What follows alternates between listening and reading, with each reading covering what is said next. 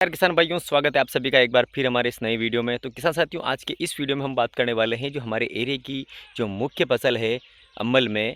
अभी किसानों को एक समस्या सबसे ज़्यादा देखने को मिल रही है, वो है पीलापन की समस्या। पीलापन अभी 2-3 दिनों में काफ़ी ज़्यादा बढ़ गया है और जैसे ही हम पौधा देखते हैं तो अच्छा खासा जो पौधा है और वो 2-3 दिन में पीला पड़ गया, या फिर उसके अलावा उसके ऊपर जो डोडे हैं वो 1-2 चीर में ख़त्म हो रहे हैं। अच्छा खासा हरा डोडा है वो ख़त्म हो रहा है। तो इसका क्या कारण है? इसका आने का क्या कारण है, इसके बारे में हम जानेंगे। साथ-साथ इसके निवारण के लिए हमें क्या करना चाहिए, इसके बारे में मैं आपको पूरी डिटेल के साथ बताऊँगा। तो इससे पहले अगर आपने अभी तक इस चैनल को सब्सक्राइब नहीं किया है, तो इस चैनल को सब्सक्राइब करके बेल आइकन को प्रेस कर दीजिए। तो किसान साथियों, अभी जो मेजर जो समस्या आ रही है किसानों को, वो एक ही आ रही है, पीलेपन की आ रही है। और ये भी 2-3 दिन से एकदम से पीलापन काफ़ी ज़्यादा बढ़ चुका है। तो और मैंने भी इसमें बहुत कुछ इसमें ट्राई किया है, अलग-अलग कारण बताए हैं लोगों ने, लेकिन मैंने क्या इसको कुछ बारीकी से देखा है। पीलेपन आ रहा है, कोई इसको फंगस यो फंगिसाइड्स की फंगस की वजह से बोल रहा है, या कोई इसमें कुछ न्यूट्रिशन की डिफिशियंसी बोल रहा है, लेकिन किसान साथियों ऐसा नहीं है। अभी आप जो ये पौधे देख सकते हैं, मैं इसमें लगा रहा हूँ, तो इस तरीके से पौधा पूरा सूख रहा है। और इस पौधे को मैंने पूरी तरीके से बारीकी से इसको नीचे से इसकी जड़ें इसको हटा के, पूरा मिट्टी से हटा कर इसको देखा है। तो देखने के बाद मैंने इसमें देखा है कि आप देख सकते हैं कि इस तरीके से इसके अंदर जो बारीक-बारीक जो कीट है, जिसको जड़ माहू जो कहा जाता है, वो इसमें काफ़ी ज़्यादा मात्रा में लगे हुए हैं।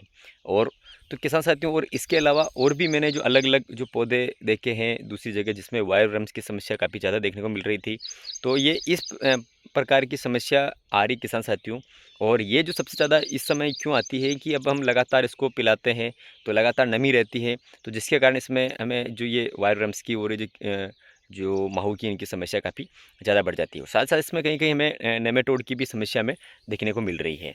और इसके अलावा फिर पहले इसमें फंगस भी आ जाता है, जो कुछ भी जैसे फ्यूजेरियम हो गया, इस प्रकार की समस्या, या कॉलर रोट हो गया, ये काफ़ी ज़्यादा परेशान करता है किसानों को, और ये इसी समय सबसे ज़्यादा आता है। इसी के कारण जो ये पौधे हैं पीले पड़ते हैं, या 1-2 चीर में पौधे खाली जो ख़त्म हो जाते हैं, इस प्रकार की समस्या काफ़ी ज़्यादा देखने को मिलती है। और अभी आप देख सकते हैं किसान साथियों, मैंने काफ़ी इसको बारीकी से देखा था, तभी जाके मेरे को इस प्रकार की ये जो कीट दिखे थे। क्योंकि अभी हम बार-बार जो कीटनाशक तो प्रयोग कर ही रहे हैं, लेकिन मेन समस्या क्या है कि जो कौन-सा कीट लगा हुआ है और उसके ऊपर कौन-सा टेक्निकल काम करेगा, ये सबसे मेन इम्पोर्टेंट होता है कि हम कीटनाशक हम हर बार दे रहे हैं, लेकिन वो उसके ऊपर काम भी करे या नहीं करे, इसीलिए वो आपको इसका रिज़ल्ट नहीं मिल पाता है। तो किसान साथियों, अब ऐसी स्थिति में अब आपको इसमें करना क्या है?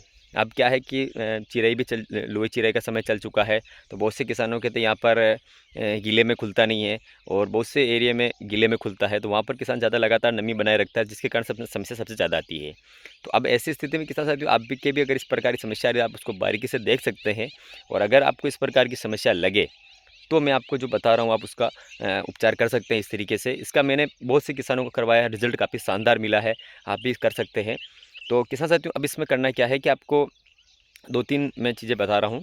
पहला तो इसमें जो कीटनाशक, जो ये वाइल्ड वर्म्स की और जो माहू की समस्या आ रही है, इसके लिए आपको मैं 2-3 टेक्निकल बता रहा हूँ, कोई भी एक उसमें से ले सकते हैं। पहला तो आता है जो बायर कंपनी का जो सोलोमन आता है, उसको आप 250 ml दसारी के हिसाब से आप उसको ले लीजिए।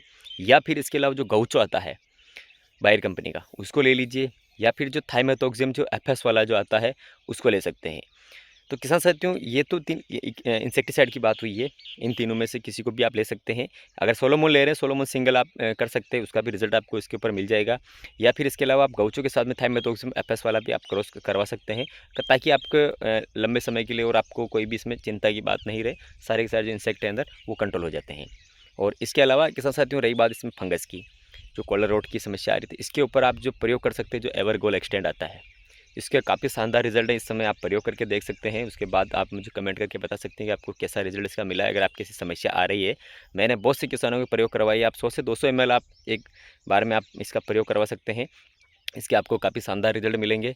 तो किसान साथियों, ये जो आप कॉम्बिनेशन अगर आप इस समय इस्तेमाल करते हैं, तो कहीं न कहीं आपको बहुत अच्छा इसमें बेनिफिट मिलेगा। अगर आपके शुरुआती समय में आपके पीलापन अगर दिख रहा है, और इस प्रकार की वजह से अगर आपके दिख रहा है, एक जो पौधा पूरा का पूरा नीचे से ऊपर की साइड जो पीला पड़कर आता है, उसमें यही समस्या है। एक जो पौधा होता है, जो ऊपर से पत्तियाँ जो सूखती है, किनारे सूखती हुई आती है, तो उसमें कुछ और कारण हो सकता है। उसका भी मैं आपको पूरी थोड़ा उसको डिटेल में देखने के बाद ही मैं उसको देखूँगा, उसके बाद मैं आपको बताऊँगा।